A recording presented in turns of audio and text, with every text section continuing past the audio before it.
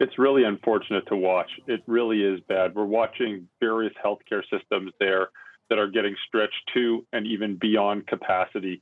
The sad thing is, many people in the medical, the scientific, the public health community saw it coming and have been essentially warning that this could happen for months now. So it's really unfortunate that this is happening because lots of this, not all of this, but lots of this was preventable.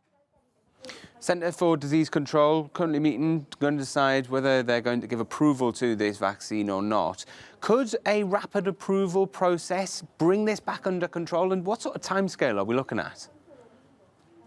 You know, it certainly can. Of course, it's going to take time. It's not like flicking a light switch and all of a sudden these problems are going to go away. It's going to take time to roll vaccines out to priority populations, then, of course, the community at large.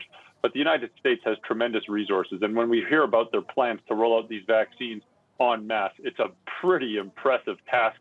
But I think they're up to it. And I think that they're going to start to see some of the early benefits of these vaccines, well before you reach something like herd immunity. If you can really target priority populations that are disproportionately impacted by the virus and who are more likely to have severe outcomes from this virus, you can actually do a lot of good early on, and I think we're going to start to see that. But of course, they're in a very tough spot right now, and they need to start to deploy these vaccines as soon as possible.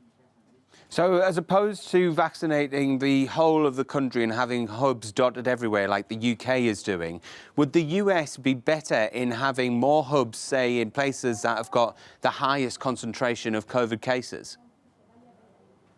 Yeah, I mean, that's a really interesting point. And certainly when we look at various approaches to vaccine rollout, I think it's important to target priority populations, the who should be vaccinated, but also the where.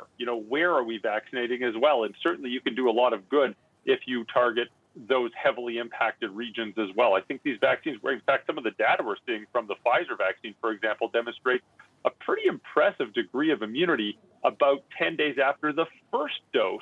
And it's a 2-dose vaccine. Of course, people should still get their second dose, but we might even start to see benefits if enough people are vaccinated early on, even after the first dose. So I think it looks like you can do a lot of good. It should also be mentioned that just because vaccine programs are going to be rolling out, we still have to adhere to these fundamental public health principles of putting on a mask, physically distancing, avoiding crowded settings. But I think once vaccine programs are rolled out and more people in the population are vaccinated, we'll probably start to see a gradual lifting of these restrictions.